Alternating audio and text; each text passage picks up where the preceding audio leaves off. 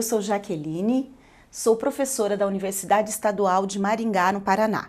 A minha formação é em enfermagem, meu mestrado em saúde coletiva e doutorado em educação. O tema que eu vou tratar é saúde coletiva e a aula de hoje vai tratar da formação das políticas públicas de saúde com seus antecedentes históricos. Historicamente, as políticas públicas de saúde no Brasil sempre estiveram relacionadas às questões econômicas. Como no início do século XX, final do século XIX, as políticas econômicas do Brasil estavam relacionadas à exportação, as políticas de saúde também se reportavam a esse tema. Eram diretamente afetadas pelos interesses econômicos daquela época. O Estado caracterizava-se por uma forte centralização das decisões e havia um estilo repressivo em relação às questões sociais e individuais. O Estado caracterizava-se por uma forte concentração das decisões e uma característica de repressão às questões sociais e individuais. Em relação aos antecedentes históricos das políticas públicas de saúde no Brasil, nós vamos falar um pouco do período de 1897 até 1920. Os assuntos relacionados com a saúde pública nesta época eram resolvidos, decididos pelo Ministério da Justiça. Olha que coisa interessante, mas não só o Ministério da Justiça, era também chamado de Ministério dos Negócios Interiores. E havia dentro desse ministério, chamado Ministério da Justiça e Negócios Interiores, uma diretoria chamada Diretoria de Saúde Pública. A assistência à saúde ofertada pelo Estado nesta época, até 1920, estava limitada apenas às ações de saneamento e combate às endemias que eram bem comuns naquela época. A partir da década de 20 até a década de 30, nós vamos então tratar da política chamada de sanitarismo campanhista. Essa política dava apoio ao modelo econômico vigente na época, que era, como já falamos, agrário exportador, relacionado principalmente à produção do café. O que eu precisava? Precisava de políticas de saúde que garantissem condição aos trabalhadores que produziam e exportavam esse produto. As campanhas também objetivavam o controle de endemias, que tinham aí características de doenças muito comuns naquela época, que eram a peste, a varíola, a cólera, até pelas questões portuárias relacionadas à agroexportação. Então, esses navios que aportavam traziam e levavam grandes cargas de doenças transmissíveis. E os trabalhadores precisavam estar protegidos dessas doenças para que continuassem a produzir o café no Brasil e continuasse a ser exportado sem nenhum bloqueio das nações que estavam importando o nosso café. As atividades consistiam basicamente na produção de campanhas para erradicação e controle dessas doenças, chamadas de endemias, já que havia uma prevalência dessas doenças no cenário nacional, também das epidemias, quando essas doenças saíam do controle, né, e o número de casos começavam a crescer assustadoramente. Também as medidas de saneamento do espaço urbano eram prioridades dessa época, dessas décadas. Em 1925, foram instituídos os inspetores sanitários, que tinham funções de policiamento. Eles chegavam e adentravam a casas das pessoas, estabelecendo diretrizes e medidas para aquelas famílias que apresentavam casos de doenças que colocavam em risco a população. Então, eles determinavam as quarentenas, que essas pessoas não deveriam sair das suas casas, e eram medidas de policiamento mesmo, né? As pessoas se sentiam coagidas por aqueles inspetores sanitários. Também nesta época cria-se a Inspetoria de Educação Sanitária, os Centros de Saúde e Institutos de Higiene. Como eu já disse, as medidas de saneamento básico eram a outra frente de ataque, além do controle da erradicação das doenças. Os responsáveis pela execução dos serviços de saúde eram os inspetores sanitários, os guardas e o educador sanitário. Bom, vamos falar um pouco agora dos eventos que contribuíram para a formação das políticas públicas da década de 20 e 30. Então, em 1923, surge no Brasil a Previdência Social. Ela foi criada através de um decreto legislativo conhecido como Lei Eloy Chaves. E esse decreto criava as CAPs, chamadas de Caixas de Pensão e Aposentadoria. Essas CAPs eram organizadas pelas próprias empresas para os seus trabalhadores e ofereciam assistência médica, medicamentos, aposentadorias e pensões em casos de morte e invalidez. Cada empresa, então, organizava sua caixa de pensão e essa caixa de pensão era direcionada apenas aos trabalhadores daquela empresa. A partir de 1933, surgem os Institutos de Aposentadorias e Pensões, chamados de IAP. Essas eram, então, entidades de grande porte que abrangiam os trabalhadores agrupados já por ramos de atividades. Veja, a diferença entre CAPs e IAPs é que as caixas de aposentadoria e pensões, elas ficavam nas empresas e as empresas, então, ofereciam aos seus trabalhadores a assistência médica, os medicamentos, pensões e aposentadorias. Com o IAPs, isso foi organizado, reunidos em formas de ramos de atividades. Então, aí determinados trabalhadores, como por exemplo os portuários, eram organizados por esse ramo de atividade e eles recebiam essa assistência médica, aposentadoria, medicamentos, pensões através do Instituto. Outro ramo de atividades, industriais, trabalhadores das indústrias, da mesma forma. Esse modelo inicial da assistência médica não era universal, ou seja, apenas os trabalhadores tinham garantido seus direitos. Era baseado no vínculo trabalhista entre o trabalhador e a sua empresa. Os benefícios eram apenas para aqueles que tinham carteira assinada. Nem era estendido nessa época aos seus dependentes, com exceção da pensão, que era designada aos dependentes ou à esposa, filhos daqueles que morriam ou tinham invalidez permanente. Em 1930, é criado, então, o Ministério da Educação e Saúde. A educação e saúde, nessa época, andavam juntos e isso era muito importante, porque a educação estava relacionado a saúde estava relacionado com medidas de educação. As atenções predominantes do governo até então estavam voltadas a ações de caráter coletivo. A partir desta década é que a ênfase começa a ser de caráter individual. Então, vamos deslocando as ações que nós chamávamos de campanhistas. Lembram? As ações eram erradicação e controle de doenças endêmicas e epidêmicas, medidas de saneamento básico. Isso se caracteriza por ações coletivas. Nesta década, começa então na década de 30, começa a se deslocar essa ênfase que antes era coletiva para uma assistência médica individual, focada apenas no indivíduo. Terminamos a década de 30 falando então do deslocamento das medidas de ações coletivas para aquelas de caráter individual. Então, aquilo que era antes designado para a população como um todo passa a ser centrado apenas nas doenças de um indivíduo. Agora nós vamos tratar da década de 40 até 1960. Essa é uma década marcada por alguns avanços e também a concentração na individualização da assistência. Em 1948, durante o governo do general Eurico Gaspar Dutra, é formulado um plano chamado SALT. SALT, Saúde, Alimentação, Transporte e Energia. Em 1953, ainda sob a influência do plano SALT, foi criado o Ministério da Saúde, ou seja, é desvinculado o Ministério da Educação e Saúde e ficamos então com o Ministério da Saúde com essa característica que temos até hoje, um ministério individual. E nessa época, esse ministério se dedicava às atividades de caráter coletivo, embora o modelo estivesse sendo polarizado na assistência médica individual. Essa assistência médica individual, ela cresce e vai se desenvolvendo no âmbito das instituições previdenciárias. Lembra? Os institutos de assistência previdenciária, os IAPs. Então, a assistência médica continua se desenvolvendo no âmbito desses institutos.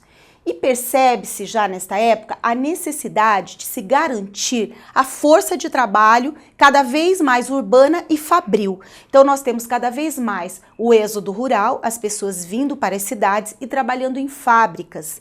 E nós precisávamos preservar então essa força de trabalho e com isso essa década se dedica a garantir essa força de trabalho e a saúde do trabalhador. As várias instituições previdenciárias e a multiplicidade de tratamentos, ou seja, lembra, os IAPs, eles se concentravam por ramos de atividade. Cada ramo de atividade tem uma organização previdenciária e tem também uma multiplicidade de tratamento. Para cada instituto desse, um tipo de tratamento era dedicado, era organizado para aquele ramo de atividade, para aquele grupo de trabalhadores.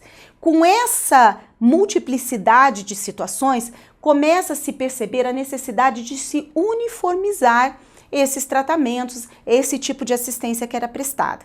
E aí, em 1960, é promulgado a Lei Orgânica da Previdência Social. Agosto de 1960, Lei Orgânica da Previdência Social. Qual era o seu objetivo? Uniformizar as condutas, que eram múltiplas, e organizar isso de forma que fosse o mais uniforme possível para todos os institutos previdenciários. Os direitos e deveres passam a ser semelhantes, orientados por esta lei, e o que no futuro facilitaria a fusão dos IAPs. Então, aquele mundo de institutos de assistência previdenciária que eu tinha, precisava, agora já estavam uniformizados os tratamentos, e eu precisava então fundir esses IAPs num único órgão que pudesse consolidar e fomentar essa assistência à saúde que estava sendo prestada. Isso ocorre em 1966, onde há a fusão então dos IAPs, e é aí que se chama, que se origina, né, que se cria o que nós conhecemos até hoje como o INPS. O Instituto Nacional de Previdência Social foi o instituto criado a partir da fusão dos IAPs e que uniformiza e centraliza a Previdência Social no Brasil. Em 1966 ocorre essa fusão. Nessa década ainda, a Previdência Social se firma como o principal órgão de financiamento dos serviços de saúde. Embora olha o paradoxo que existe. Eu tenho um Ministério da Saúde que se preocupa com as ações coletivas. Continua lá fazendo campanhas, vacinação, erradicando epidemias, mas eu tenho um órgão chamado de INPS que cuida e financia os serviços de saúde no Brasil. Ou seja, é como se eu quisesse separar o sal da água do mar, né? Como se eu quisesse deixar de um lado as ações coletivas e de outro a assistência médica, como se isso fosse possível e esse indivíduo pudesse ser dividido. Uma hora ele era um ser social, vivia em sociedade, outra hora ele era um indivíduo doente. O INPS concentra nessa década uma forte extensão da cobertura assistencial. É o INPS o grande responsável pela extensão da assistência médica individual no Brasil.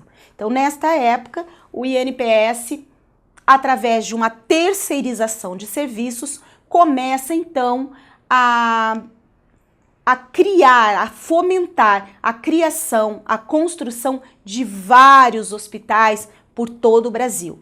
O INPS comprava os serviços desses hospitais, então aquele médico que vinha de uma família de fazendeiros lá no interior, ele formava-se médico, comprava, o pai construía ali um hospital e o INPS comprava os serviços dele. Enquanto que o Ministério da Saúde era apenas responsável por alguns mínimos postinhos de saúde que se preocupavam com a vacinação das crianças. Então, o que nós temos nessa época é um alargamento, uma grande extensão da cobertura assistencial hospitalar, né, médico-hospitalar, e eu vou criando aí uma cultura relacionada a esse modelo de assistência firmado nesta época, na década, então, de 1940 até o final da década de 60. Já no início da década de 70, e vai até o final da década de 80, nós temos a confirmação de uma tendência que nós observávamos lá atrás, na década de 50, que é a polarização. É isso que eu venho dizendo a vocês. Uma polarização. De um lado, ações de caráter coletivo, Ministério da Saúde responsável. De outro lado, muito separadamente, ações de caráter individual controladas pelo INPS. Essa tendência que nós observávamos lá atrás continua sendo reproduzida e é, de fato, a grande responsável pela solidificação de um modelo bastante difundido nessa época, que é o modelo hospitalocêntrico e curativo.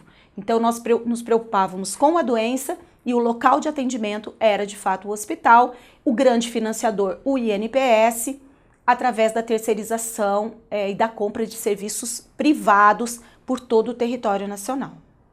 O caráter coletivo, responsabilidade do Ministério da Saúde, ficava então por conta de cuidar de determinados agravos que eram de importância coletiva, vacinação, vigilância epidemiológica e sanitária, e os de caráter individual, assistência médica individual, ficava a cargo do INPS, que era o órgão do Ministério da Previdência e Assistência Social, que foi criado em 1974. Essa assistência médica dominante privilegiou a privatização dos serviços de saúde e o desenvolvimento das atividades hospitalares. Como nós dissemos, um modelo hospitalocêntrico e curativo. O processo de industrialização muito acelerado nesta época, pelo governo JK, o governo do Juscelino Kubitschek, gerou uma força de trabalho que também começou a ser demandada pelos serviços de saúde. Mais trabalhadores ocupados como força de trabalho no desenvolvimento do país, na construção de estradas, indústrias, infraestrutura. E aí essa industrialização acelerada traz para os serviços de saúde um grande número de trabalhadores que necessitavam de atendimento à sua saúde. Nesta década, ainda na década de 70, começa a haver um grande movimento intelectual de combate a esse modelo, sabendo que esse modelo não conseguia atender e não daria conta dessa demanda que estava sendo criada, que estava acontecendo nesse momento de desenvolvimento do país. Esse movimento intelectual começa a fazer uma crítica a esse movimento e em 1976 é criado, organizado por esses intelectuais, o Centro de Estudos Brasileiros, chamados de CEBS, Centro de Estudos Brasileiros em Saúde. O CEBS, a criação do CEBS, marca de uma forma extraordinária, o início da mobilização social que aconteceu e que culmina na reforma sanitária. Esse movimento é chamado de Movimento da Reforma Sanitária Brasileira. Esse movimento nasceu nos departamentos de Medicina Preventiva e no curso de Saúde Coletiva, Saúde Pública, da Faculdade de Saúde Pública da USP. E ele rapidamente se expande entre os profissionais de saúde de todo o Brasil, claro, dos grandes centros, e tem como principal meio de difusão das suas ideias a revista desse centro, a revista do CEBS, chamada Saúde em Debate. Em 1977, o governo federal cria então o SIMPAS, através de uma lei chamada 6439 de 77. O SIMPAS era uma forma de reunir os diversos órgãos e instituições que compunham os serviços de saúde daquela época.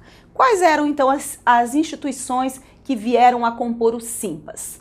O INPS, o Instituto Nacional de Previdência Social, o INAMPS, que era o Instituto Nacional de Assistência Médica e Previdência Social, a LBA, Legião Brasileira de Assistência, FUNABEM, Fundação Nacional do Bem-Estar do Menor, o DataPrev, que era a empresa responsável pelo processamento de dados da Previdência Social, o IAPAS, que era o Instituto da Administração Financeira da Previdência Social, e a Central de Medicamentos, chamado de SEMI. Em 1977, o Ministério da Saúde já reconhecia que havia um papel primordial para a esfera municipal. Esse papel primordial para a esfera municipal era a atenção primária e havia a necessidade, sentia-se a necessidade de se estruturar uma rede de serviços básicos que deveria ser de responsabilidade ou estar centralizado nesses municípios. Em maio de 1980, ocorre a 7ª Conferência Nacional de Saúde E nessa Conferência Nacional, na 7ª, maio de 1980, surgem as ideias que vão criar um programa racionalizador denominado Prev Saúde. O objetivo do Prev Saúde era generalizar o desempenho obtido com o programa PIAS, que era voltado à atenção primária. Então, a 7ª Conferência Nacional de Saúde já começa a oferecer subsídios, racionalizar para que a atenção primária comece, então, a ser conformada, gestada no interior do governo federal. Em 82, surge, então, o Plano de Reorientação da Assistência à Saúde no âmbito da Previdência Social, chamado de Plano do CONASP, que foi criado para racionalizar as ações de saúde. Era muito gasto, a compra de serviços terceirizados era infinita, o INPS, o INAMPS, começou a perceber que não havia fundos para pagar todos esses serviços e começa a perceber que aquele modelo privatista, hospitalocêntrico e curativo não era um modelo de alto custo para a Previdência Social, que subsidiava esses recursos, e que a repercussão em nível social para a sociedade era mínima, porque era o indivíduo que estava sendo focado.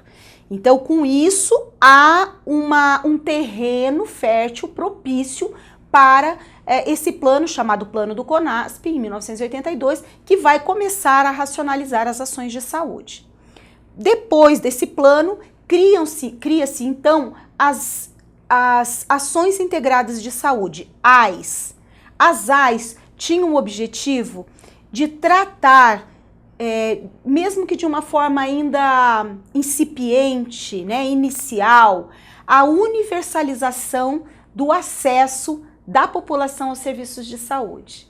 Então, nós começamos a começar a ouvir termos que serão consolidados depois lá na 8ª Conferência Nacional de Saúde no SUS. Aqui, ainda em 1982, nós estamos falando de Ações Integradas em Saúde, AIS, que começa a perceber que não só os trabalhadores com carteira assinada, mas toda a população precisa ter acesso aos serviços de saúde. E essa universalização, a abertura desse acesso a toda a população então preconizada por essas ações integradas de saúde. Essa proposta abre a participação dos estados e principalmente dos municípios na Política Nacional de Saúde. É a primeira vez que estados e municípios conseguem adentrar esse universo da política pública de saúde e começam a oferecer, então, informações, subsídios, ou seja, participar da elaboração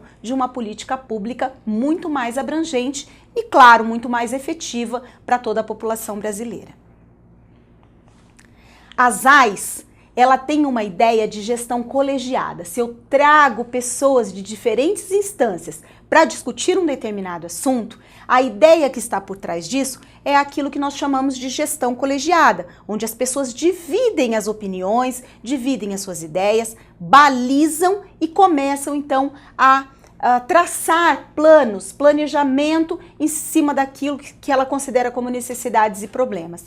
Na sequência dessa experiência de gestão colegiada que surgiu com a AIS, nós temos o surgimento do SUDES, Sistema Unificado e Descentralizado de Saúde, que surgiu em 1987 e tentava ser um precursor das ideias do movimento de reforma sanitária brasileira. Veja, 1987, um ano antes da Constituição Federal, de 1988, e um ano depois da 8ª Conferência Nacional de Saúde, a nossa mais importante Conferência Nacional de Saúde, e que nós vamos tratar num capítulo à parte. Mas aqui, só para que possamos contextualizar esse tempo histórico, nós estamos no ano de 1987, um ano depois da 8ª Conferência e um ano antes da promulgação da Constituição Federal da República. Neste ano, inicia-se os primeiros passos de um sistema unificado de saúde brasileiro chamado de SUDES, Sistema Unificado e Descentralizado em Saúde. No entanto, o SUDES, ele representava uma recentralização das ações de saúde nas mãos das secretarias estaduais. Aquilo que nós não queríamos, nós queríamos a descentralização. E o SUDES traz uma perspectiva de recentralização. Então, se a AIS era um estímulo à municipalização, o SUS estava no caminho um pouco, o SUDES estava num caminho um pouco contrário a esse trilhar que nós estávamos almejando, que era a municipalização. Mas agora nós vamos então voltar no ano de 1986, um ano antes, quando aconteceu o grande capítulo na história da saúde pública brasileira, que foi a 8ª Conferência Nacional de Saúde. Essa é uma nova história e nós vamos tratar no capítulo a seguir.